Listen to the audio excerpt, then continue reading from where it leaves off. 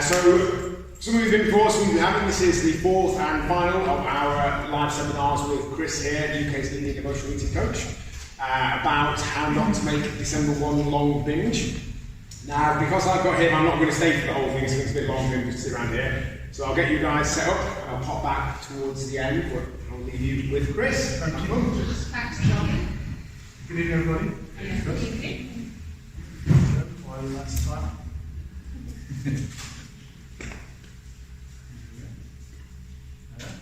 Excellent. So, as the title of the how not to fuck up December with binge eating.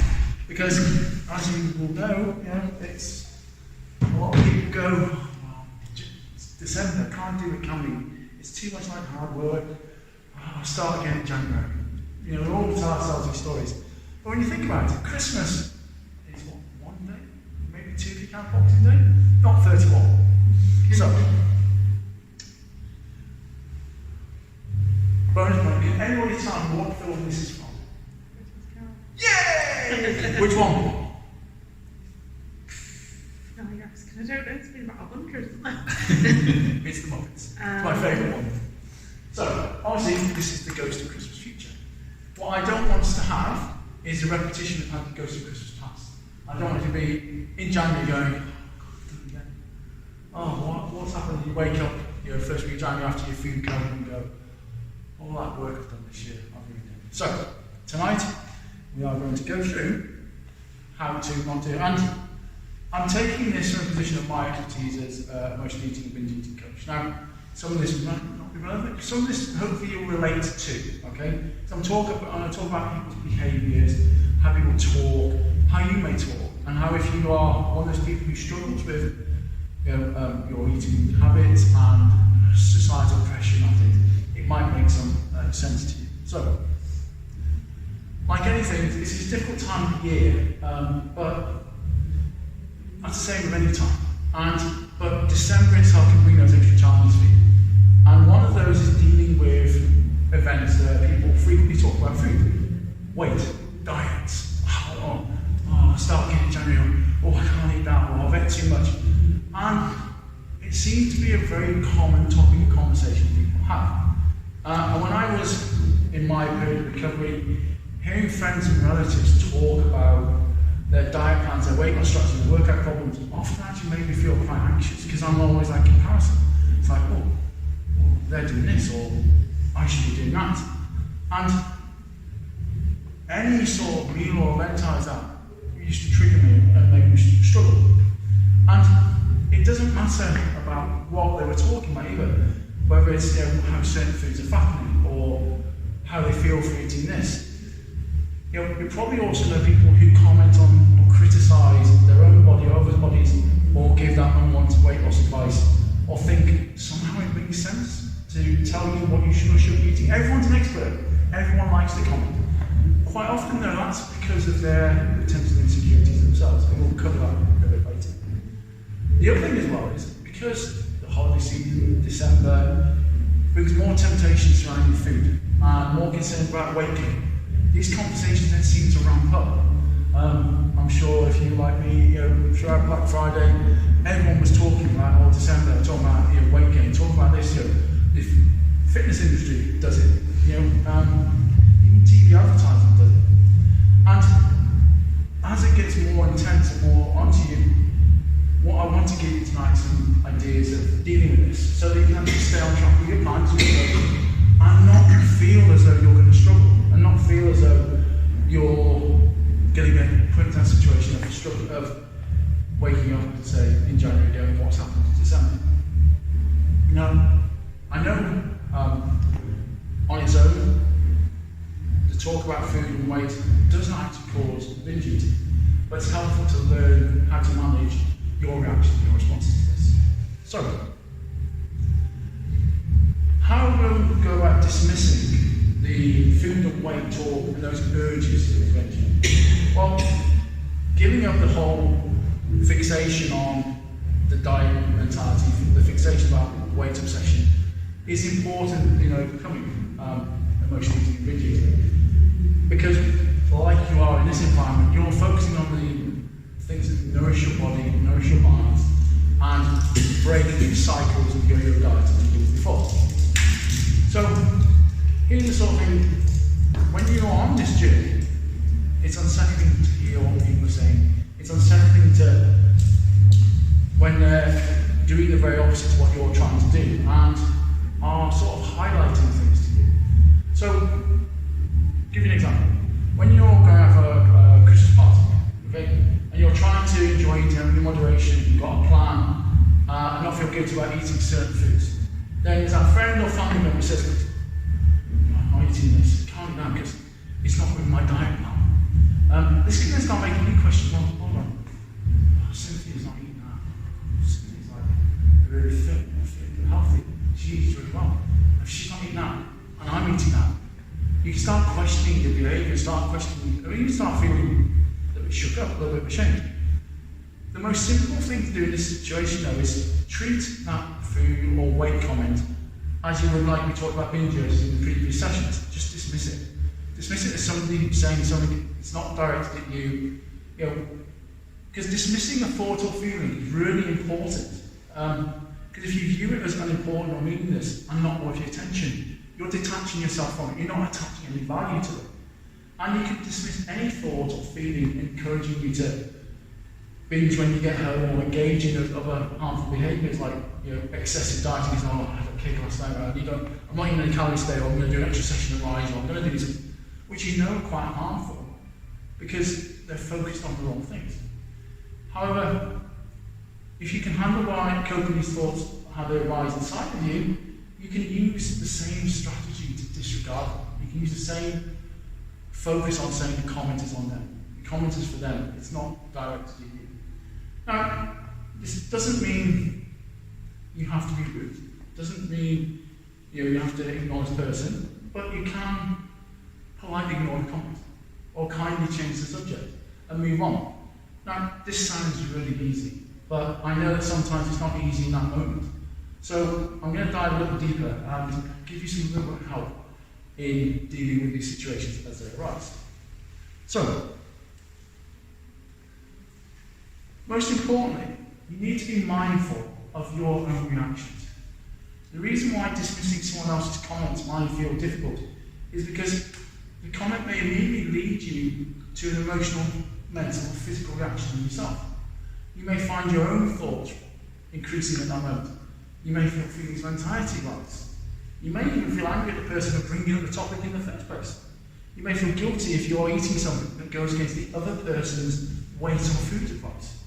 You may even begin questioning your own plan, your own recovery, and wonder if it's possible for you to actually have this healthy relationship that you thought you were developing with food, when even people without eating disorders or disordered eating are dieting. They're making weight a big focus of their lives. You may start to have those cravings develop when you hear people start talking about diet, especially in the month of December. Because the thought of dieting is obviously in your brain associated with overeating or binge eating, because you're doing something to address what you think is that action. In other words, what may seem like an mundane comment to the person saying it can lead to some unwanted, obsessive or anxious, impulsive thoughts in you. It's not usually that what the person says bothers you, okay? It's your own reactions to it. So, like I said at the beginning, it's important to know that food and weight comments do not actually cause binge eating. And you remain in control regardless of what someone else says. But what's important, I want you to know that a person's comment is not a direct cause of your uncomfortable thoughts and feelings. And I'll explain what I mean by this. See, if other relatives or friends heard that same comment, they would be left with different feelings, different reactions. Or they could be completely unaffected, it wouldn't bother them at all. In the past, the same comment could have led to a different reaction in you. And in the future, it could rise to a different reaction again. But a specific point in time has led you to this situation, and it's the comment hitting your ears, and it's processed by that particular belief system that you've developed and your experiences in the past. Then what happens is your thoughts can start to race in a way that feels unwanted and intrusive, and goes against this sort of peaceful relationship you start to try to develop in the environment you're in now. So you don't have to spend the time though trying to figure out why this is the case, which I've said before, because that can leave you feeling that something's wrong with you. There isn't anything wrong with you, and it's that most efficient way of moving forward. All it is simply your brain is temporarily conditioned to react to the way food comments, but you have that ability to change it and feel and step outside of it. The other thing is, you don't need to actually avoid talking about food or anything like this to avoid binge eating. Whether it's during December or any other time of the year, avoiding all sort of food and weight talk is not really an option because people will bring it up. Even if you could somehow avoid every single person that might say something unhelpful, I don't think that would actually benefit you. See, as we all know, food and weight talk is extremely common. And not only would it be impractical, it's probably impossible to avoid it altogether. It would be severely limited your choice of what to do because you'd literally be a hermit living in a house, not watching anything, not seeing anything, not seeing anybody. Because where would you go, what would you do, who would you see? Furthermore, thinking that you need to avoid talking about this in order to make progress, to lose weight, to feel healthier, that almost encourages the mindset of powerlessness. And remember when I said in the previous workshops, once you accept you are not powerless over food, then you have some control. So, what I want you to take on board is, when you tell yourself you're not capable of dealing with somebody talking about a diet, talking about this, then it's going to be much more upsetting for you. And the conditioned reaction you have in the past will become stronger.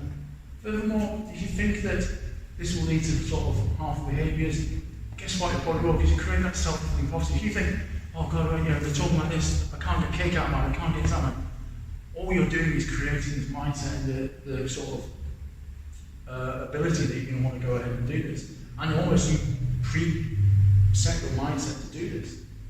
So, however, if on the other hand you dismiss it as harmless, if you dismiss it as it's happened, people are talking about it, you can actually become confident to handle the situation. This relates to any other time in the year, because once you can decompartmentalise it and say, right, it's just somebody's thought, somebody's opinion, it doesn't actually have to relate to you. You can then actually make some real progress.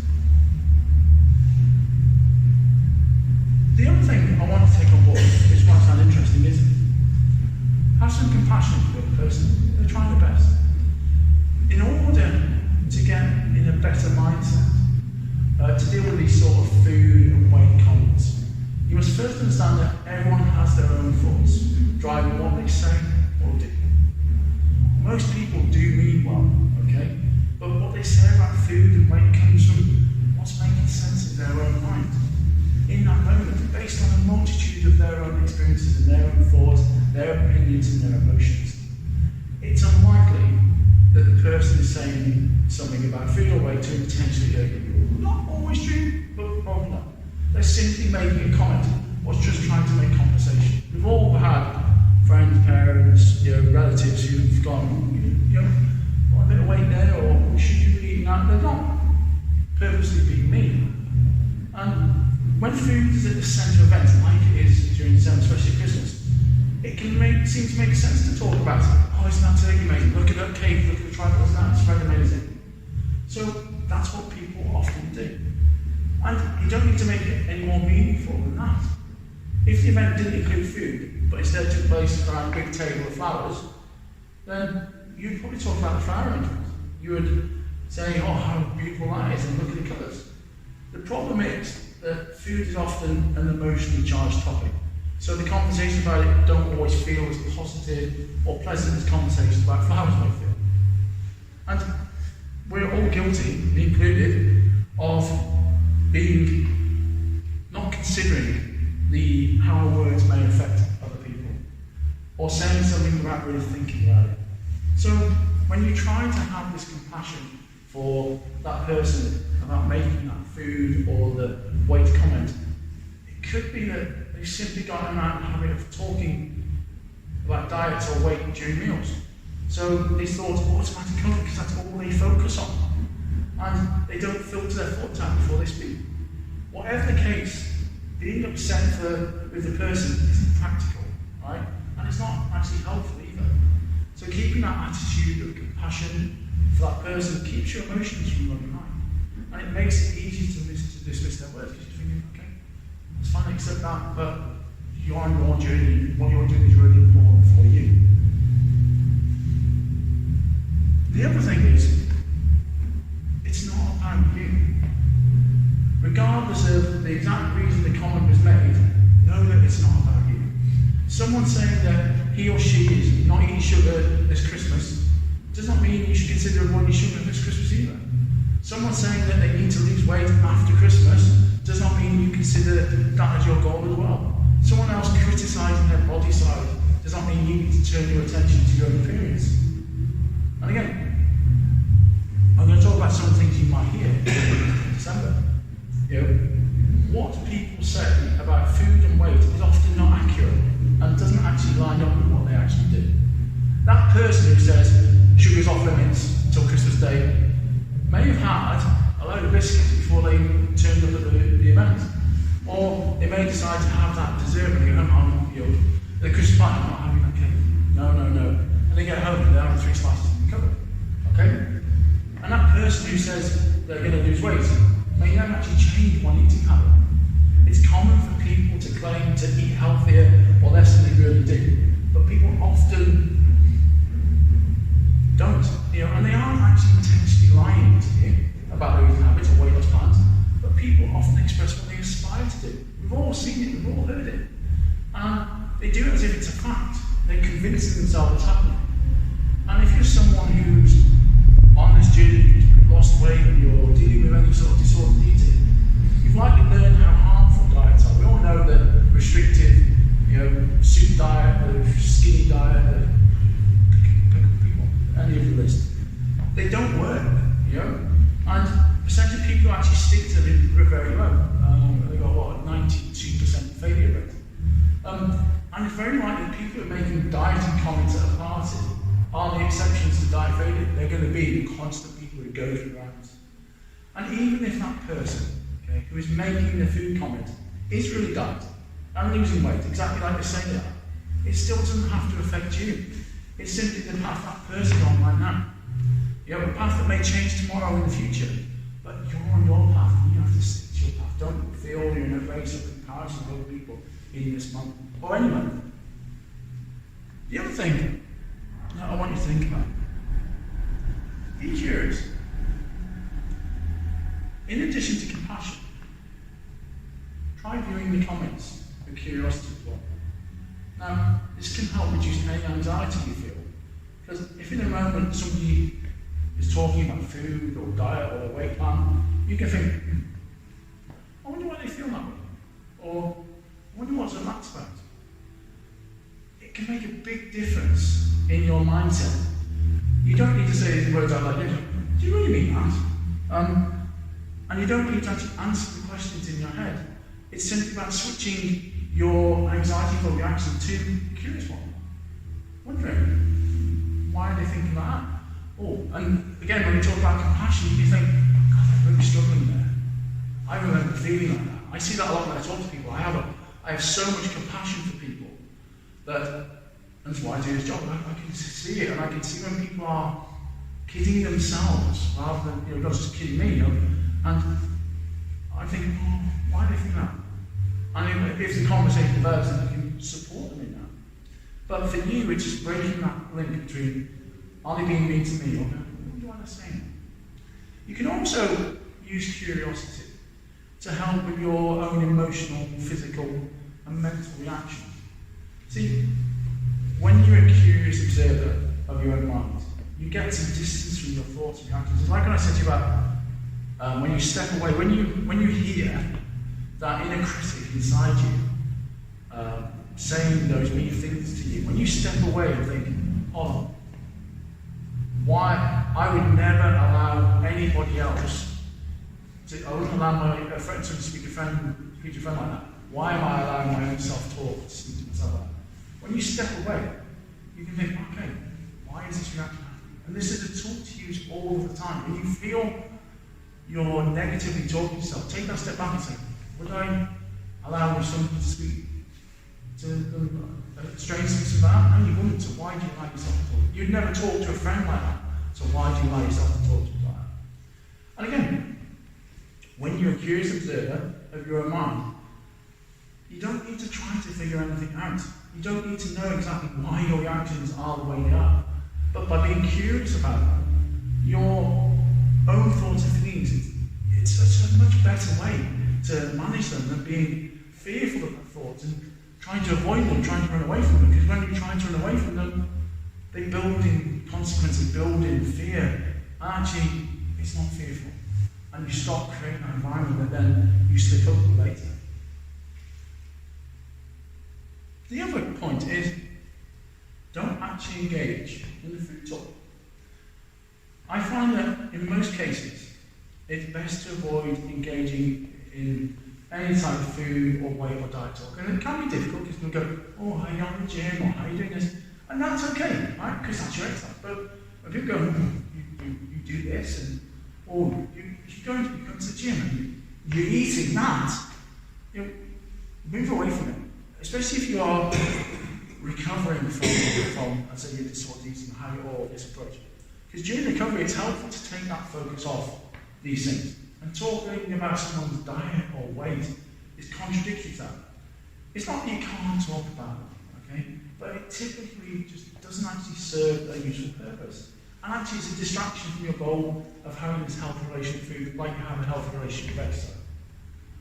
And if you strongly feel that the other person's diet is ill-advised, then you might want to consider addressing that topic at another time in a private setting. Because nobody really wants to have that debate about, you're doing keto, or you're doing you're doing a strict plant-based, or you're doing sugar-free. Because that might not be the time, and it'll have the same negative effect on you. And by doing this and putting the context into sort of the holiday event or the meal, just try and kind of bring that focus back to some of the food. There's a lot of other things to talk about in December. You don't have to talk about food. There's Christmas parties. There's people you haven't seen for a long time. There's family. There's friends. So just move it away from you. Okay?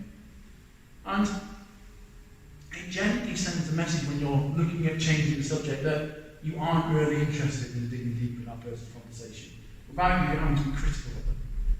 As I said, ask about the other person's family, their job, their house, their hobbies, anything else that supports them. Then, want you to then just let those reactions subside and get back to enjoying yourself. So when you feel stressed by this, when you feel that the behaviours are sort of like triggering you, when you realise that many emotional, mental and physical reactions are automatic, which means you can't necessarily control what comes up inside your response to the conversations. But when you realise that actually the reactions will subside on their own, without you having to do anything at all, you can then actually allow any of those uncomfortable feelings and thoughts to be present without giving them any lot of attention. You're almost like riding that urge. You're letting it just peak and then just filter away without you having to react and get engaged with it. Again, just by learning to dismiss those urges, like we did about urge serving in previous sessions, it will just disappear. And as those reactions subside, okay, you're going to find yourself naturally coming back to a less anxious and more peaceful mindset, where the other person's words and your own feelings and thoughts are no longer bothering you. Then you're actually free to continue enjoying the event you're at and having other conversations that don't actually be triggered by food and weight. And then keep this in mind as you attend these events, and aim to avoid binge eating, because again, that's where the additional calories, it's where December becomes one long overeating fest, because you just feel like you have to comply. You feel that these conversations are happening, like you have to do it, but they don't have to. And comments from others or harmful thoughts that arise in your own mind are messages you can choose to take or leave. Somebody encouraging you, you can choose to leave it. That, have that exercise sort of thing. No, the person who goes, I don't want that cake, and then they're passing it on to you, going, no, just say, no, I'm not okay. Feel comfortable to say no, because that's on your choice. And again, just because someone says something about food, weight, or makes a comment, does not mean you have to believe it or give any significance to it in your life. You can simply let the comments and reactions come and go and move on. See, other people's words and actions don't actually have to knock you off track of your plan, and you don't have to feel you have to comply with it. You can just stay connected and do what you need to do to keep the progress you're doing. That's what's really important. So, during this time, there's sort of 9 really effective things you can do that can really help you. The first one is build a support team. Having positive family and friends can improve your response. Having people to be mindful of Auntie Joyce always makes a comment. Try and get someone to head her off the path first. And talk about the plan. Think about things that could trick you and how you can use that, eliminate, avoid or manage. And also, don't be afraid to say negative comments don't help. And get people to suggest that positive comments can be more encouraging. If you've been on a journey, again, if you've been losing weight and it's took a bit longer, she says, I thought you were on a diet. It's like, whoa, just be mindful of managing those responses. The other thing that is important, and I don't want it to sound boring here, right? But try and create a plan, okay, around eating. You'll be less stressed or anxious about eating if you think about it beforehand. If you plan these events, you're going to this Christmas party, this function, and you're eating around it so that you're not just using, it's December, it doesn't matter, I'll catch up in January. And look at your plan and make it effective. Look at it with any other months of the year, okay? But factor in the fact it is December, okay? The fact is you are going to have, you're going to enjoy Christmas Day. You're going to have food, okay? The other thing is, if it's an event, host it, okay? If you host the party, you'll have control of the choices. You can fill your table with the healthy options. You can make those, and you can manage the portions. Again, you can do all those things. And if you go to someone's party as well, offer to bring a dish with it if it's something you want. Don't feel that you have to buy. And if they are giving you things to take home afterwards, be prepared to say no. Be prepared to go, no, okay, thank you very much. Don't feel obliged you have to take them when you go to parties. I'll take this on you. Because again, all someone's doing is passing their problem on to you. And then the people pleasingness, being happy, I'll take that. You don't feel obliged because you've got it. Don't want to waste it because they'll give me it. The other thing is, eat before you head out. Don't skip meals ahead of your party or the dinner.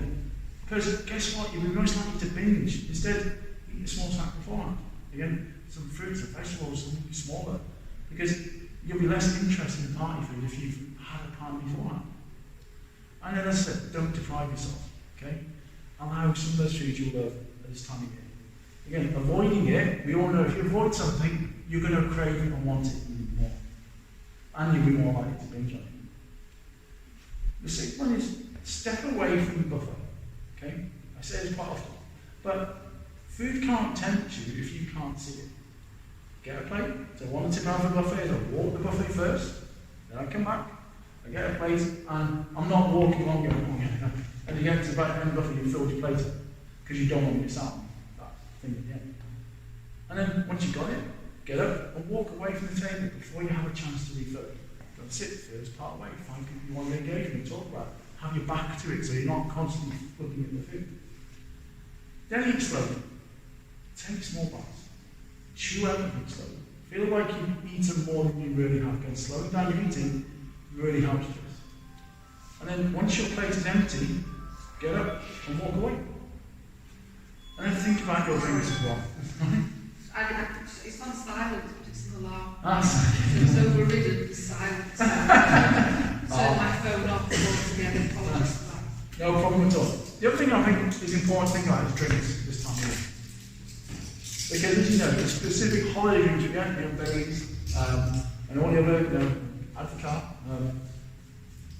always have additional hidden calories in them. Again, and that's where this can come about. So again, the other thing as well, alcohol can also boost your appetite. I'm not saying I'm going to eat over Christmas, but just be mindful of how that impacts on you. Apply the same rules to your glasses once you play. Don't have You don't have to steer clear of the bar and drink alcohol-free everything, but order lighter alcohol-free drinks. The other one is find healthier distractions.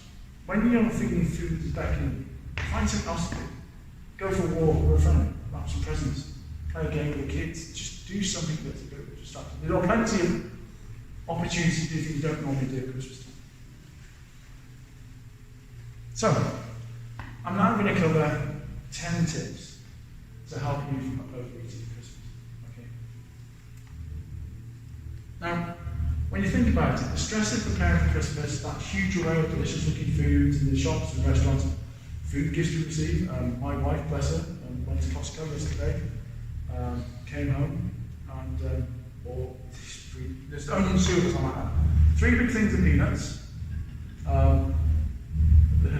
the flying saucers, when we were kids, the sugar-filled flying saucers, 2 box of flumps, 2 big boxes of biscuits, kilogram bag of M&Ms. I'm thinking, there are 2 of us and 4 dogs. The dog can't eat any of the food you bought. What are we going to do with him? He says, but they were like a bargain. For who? So I just think, got it. And again, all of these things, especially if you talk about eating behaviour in December, previous eating behaviours, it's like it creates this perfect formula for overeating. Many people get to January a fair few pounds heavier and in dire need of this break from the rich festive food. You come out of food coma, like I said. Now, if you're looking to avoid excessive weight gain this year and enjoy that food, well, it's not that we're doing it, we're going to go through some things. Okay? And guess what? You can eat mindfully throughout the year, throughout the time. Enjoy everything without going completely overboard. So, the first one, sounds quite obvious, except to my wife, buy this. It can be so easy to fall for the numerous special offers on food for Christmas, and buy the same every year. The 3 for whatever it is for the tin of celebrations, Quality Street Heroes. We all see them and we buy them. It's like, put one there. Well, one's fine. Why do you need 3? Each year, food marketeers bring out new flavours of food and drink. I keep seeing it. Now, was it Toblerone? They've got 3 new flavours of Toblerone this year. It's just crazy. And when you're doing this and you're seeing these offers, right, especially when people are going, cost of money, save money, you get this fear of missing out. And it's really hard to not buy what's on sale. But when there's food in the house, it's easy to eat it. Because remember, we've got the limiting belief of you can't waste food. Because that's a common attitude that gives people this excuse to overeat. How many times have you ended up with a stack of chocolates or biscuits that you want gone because you're going back on a diet in the next few days, but you end up eating them because they're there, because you need to get rid of them, because I can't throw them away because I paid for them. So draw up a plan of which foods you'll buy this year along with quantities. It's understandable if you prefer to have too much than too little, especially if you're hosting a lot of people. Try to be a little less spontaneous when doing your Christmas food shopping. Write a shopping list, stick to as much as possible. And if you do have something left over and it isn't open, think about donating food back. The second one is eat what you really want. Like what you really want, but pass on the rest. It's important for you to enjoy food whilst feeling in charge of your eating. But with mindless overeating, there can actually be little enjoyment. We all, that first couple of pigs and blankets are great, but when you're on the 10th, it's like you've forgotten what they first taste like. And a good way to regulate your eating is to go for foods you really want to, but then pass on others. And then same for the foods you really love. We're often seeking that pleasure from food. And if we're not particularly enjoying the flavour of the food, or we're eating it mindlessly because it's there, we might just keep on eating until we find something that gives us a hit, resulting in that overeating. If there's that box of chocolates, give to others those that you're not keen on, throw them away, and enjoy the ones you really like. But be careful, because apparently Quality Street they changed the green triangle colour, so that's going to throw a lot of people out. But again, do that. I remember trading with my family. Somebody actually liked the in Quality Street those gold toffee pennies. It was like, oh yeah, you can have them. We traded, you sort of traded them away, so we weren't just eating mindlessly. And then when you're doing this, you can actually be more present with food. And if you notice you're not enjoying something, stop. It can feel like a great achievement when you're actually able to take charge of your food environment whilst enjoying that bit of what you fancy. The other one, which is a really poor picture, there's no one pie, because that isn't really out of reach, it's just okay. But keep that food out of reach. We all know visible food cues are powerful, right? They're a huge trigger for overeating. And if that food's within sight of reach, you're going to go for it. We know it's a tradition for you to have chocolate, biscuits, nuts, and crisps all available on the coffee table or in the kitchen at Christmas. Or in your office where you're working. You can still give yourself permission to eat festive treats, but if the food around you is too much for a temptation, discuss with your colleagues or family about how you can manage it, how you can move it around. Come to an agreement. You could also make a decision to stick to a certain limit, okay? And then really savour and enjoy what you have. And if possible, move that food to somewhere else so that you don't have to keep fetching it. You have to go fetch it, eat it. You don't have it in the kitchen, put it in the cupboard in a different room. So it's not on display. That worst habit that we're going to have now is because we're going to have a bowl with M&M's as you walk past and pick a handful every time. And you just pick a handful. And I'll magically fill up because my wife will do it. So again, be mindful of that. And then also, try to eat according to whether or not you're hungry. But at the same time, address those visual food cues, as it can be a challenge to not eat something regardless of whether you're hungry or not. Because when we see food in plain sight, I'll just have a bit more. It'll be okay. The other thing is look at creating strategies and a plan. When we set intentions in advance to do something, guess what? We're more likely to do it. Having some clarity in terms of how to go about something can give you a better chance of achieving it. You don't just turn up to the gym and think, I might lift a few weights. You normally have a routine. You come to a session where the coach has planned it out for you. Okay? So when you're creating strategies and planning, it can be really helpful. If you want to feel more in charge of your food and drink this festive season, decide in advance the events and situations roughly what you'll eat and drink. For example, if there's a lot of festive food flying around in the office, take your own healthier snacks instead, or decide how many chocolates and mince pies or biscuits you're going to limit yourself to. If you tend to eat second helpings or have large portions at mealtimes, plan in advance to have just one helping, or set that intention to serve yourself less than you normally would. Our bodies often need less food than you actually think they do.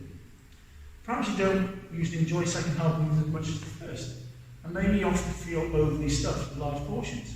So by creating an advance strategy for dealing with leftovers, for example freezing them, make them into a handy meal the next day, or throw the food away, if you're a plate clearer, make a decision in advance to avoid picking at other family members' food, if they're on the plate. Have that conversation beforehand and say, look, I know I've got a nickname in the dustbin to the family, but don't send it down to me. Have that conversation so that you're aware of it. And if you're eating out at restaurants over Christmas, decide before you go to get overly stuffed and have 2 courses rather than 3. This fixation that just because it's been paid for by somebody, I need to have it. Don't always fall into that trap, because you've got to think, is it serving you? And again, think about the options that are available. Because if you're going to several Christmas parties, you don't have to have Christmas clothing every time. You can always have a lighter option there as well.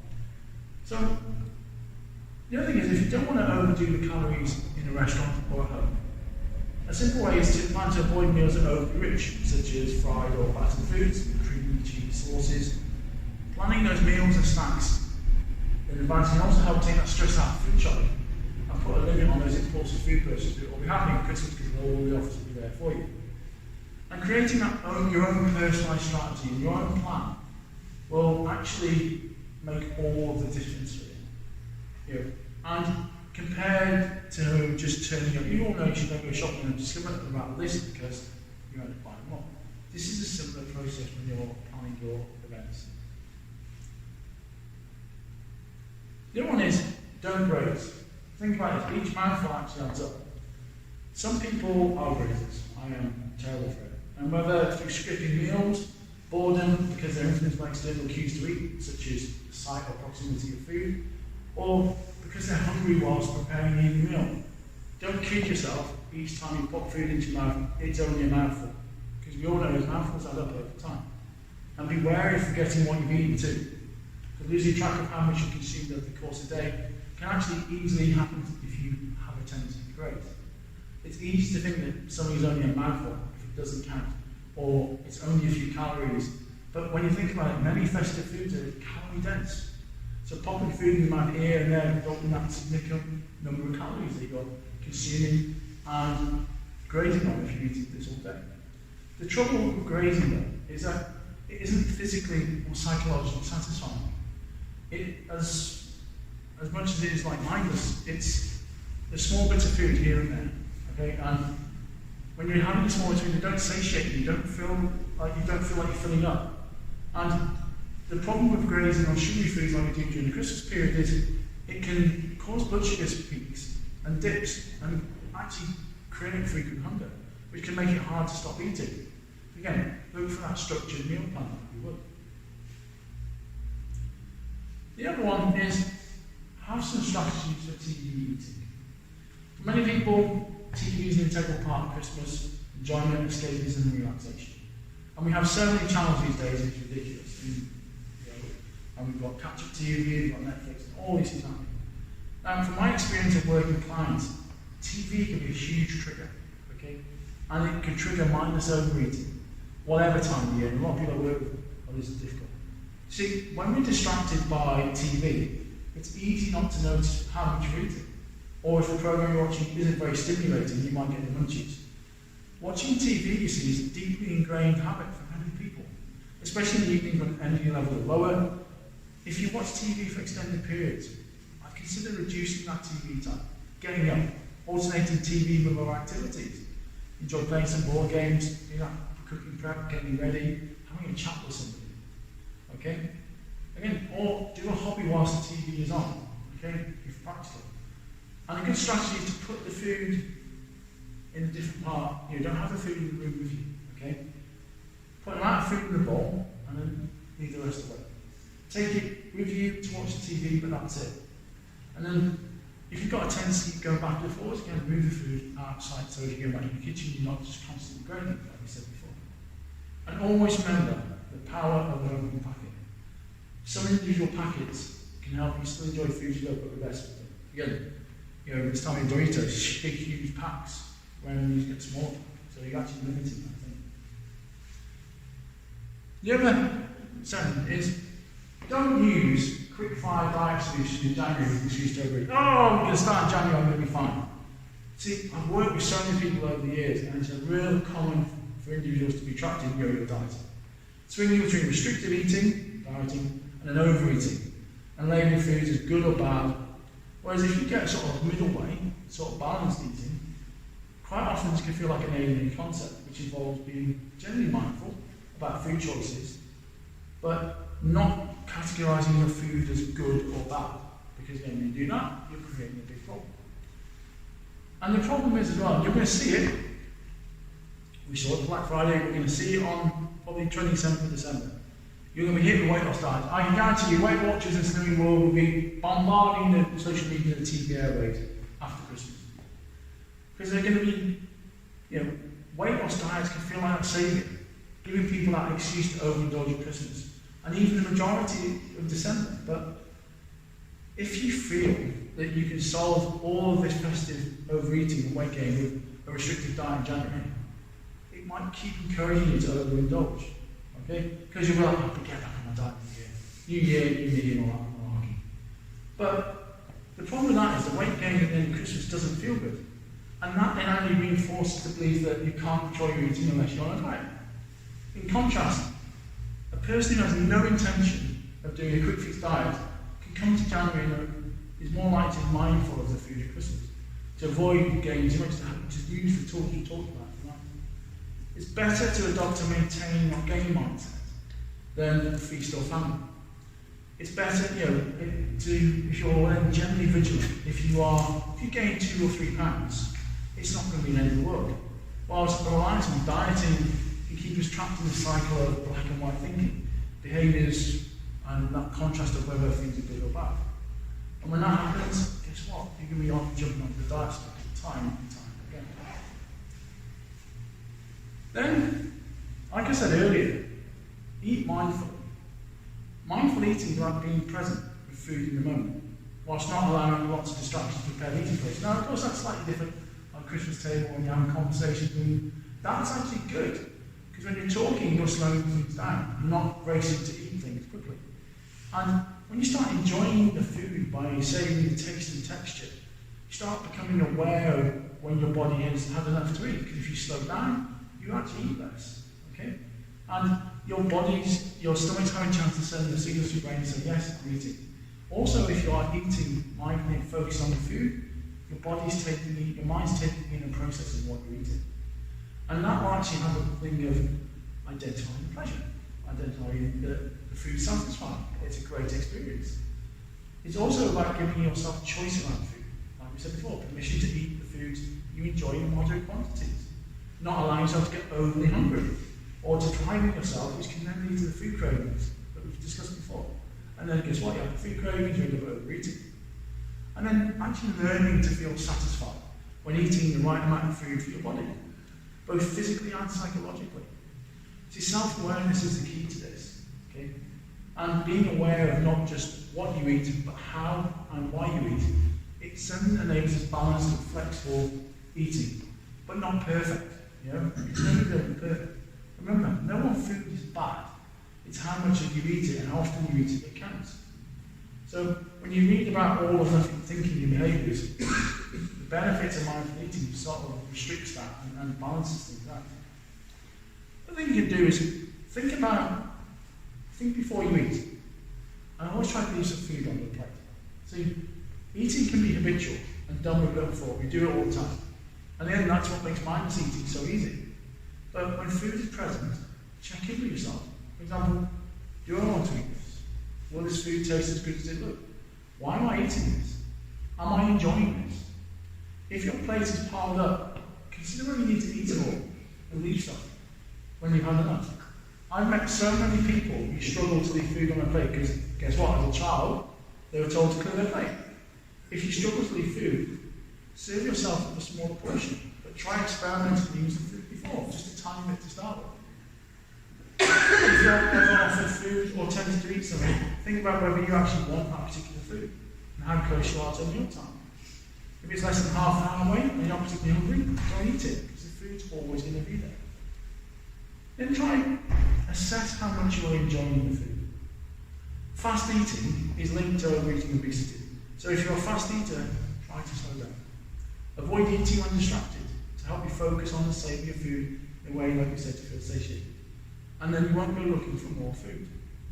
With mindless eating, there's a little enjoyment. So again, assess your enjoyment levels. And if you're not enjoying the food, stop eating it. Then, spot when you're making excessive excuses. It's very easy in this time of year to find excuses to eat. If we use excuses to eat about thinking about whether or not we're hungry, or whether we even want the food, it's easy to overeat. See, overeating can become problematic when we find ourselves frequently using excuses. See, some people feel guilty when they eat certain foods, believing they're bad. And so they feel they might need to justify their eating. Common excuses I hear, and we all used to, is, oh, go on then, it's Christmas. Oh, I might as well finish the packet. Oh, we might as well buy it, it's our special offer. Oh, if you're having one, I'll have one. Oh, I've had a hard day. Oh, there's no point in leaving it. You can't waste food. I'll be back on the diet soon, so I may as well be done. Try to notice when you're making excuses to eat and how often it happens. Occasionally, it's fine. But if it's happening a lot, this can lead to overeating and potential weight gain, as we know. Perhaps sometimes you can try replacing the excuses to eat with excuses not to eat. Especially if you're not hungry, do that whole reframe and change the word around. The other one is, look at other people's influences. Don't let other people dictate what or how much you eat or drink. Some people are feeders or food pushers. If there's that person in your office or your family member who encourages you to eat, perhaps colleagues place food on your desk, or that loved one buys you a food treat, or bring one to you when you're watching TV, when you're masturbate, or it's your auntie Jeannie, and she's always bringing it. It's like, no, I've had enough, and you've got food on the offender. But perhaps your eating helps to justify their eating. This is the thing to remember, okay? And it starts making them feel better. I know I can't bought all of those things, and she bought me a bag of peanut M&Ms. Because my bag of peanut M&Ms justifies her 3 big tubs of everything else. Now, I don't want them. I didn't ask for them. But she bought them because it justifies it in her head. So again, when you're doing that, be wary. And also be wary of others sabotaging your intentions. If you have a tendency to overeat or comfort eat, bear in mind you might actually be welcoming other people's offers of food to fulfill your desire to eat. If you want to avoid overeating over the festive period, like I said, communicate your needs and intentions to others.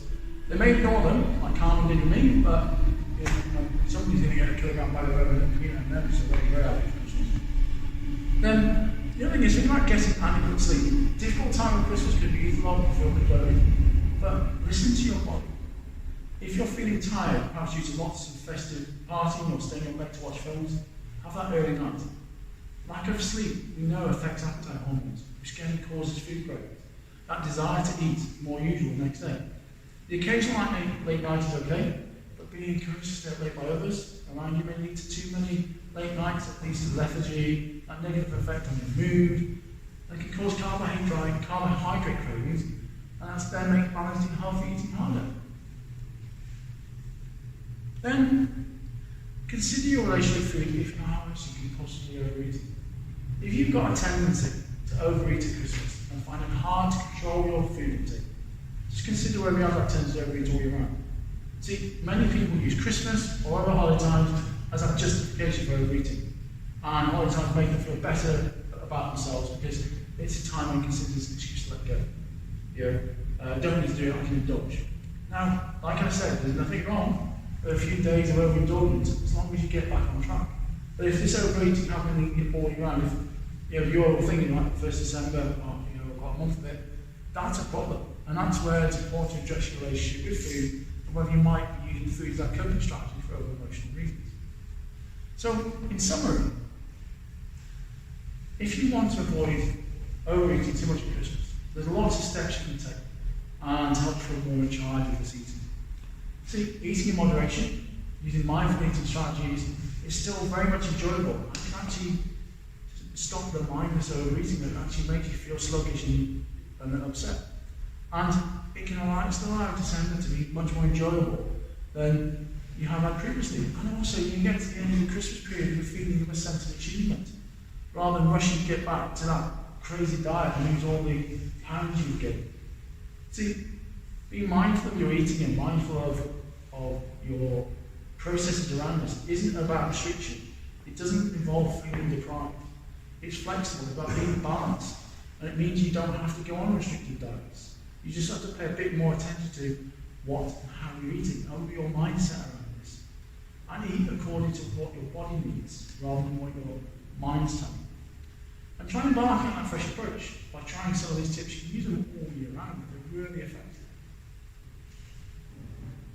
So thank you very much for listening. Hopefully that made some sense. Any questions? Enjoy Christmas, by the way.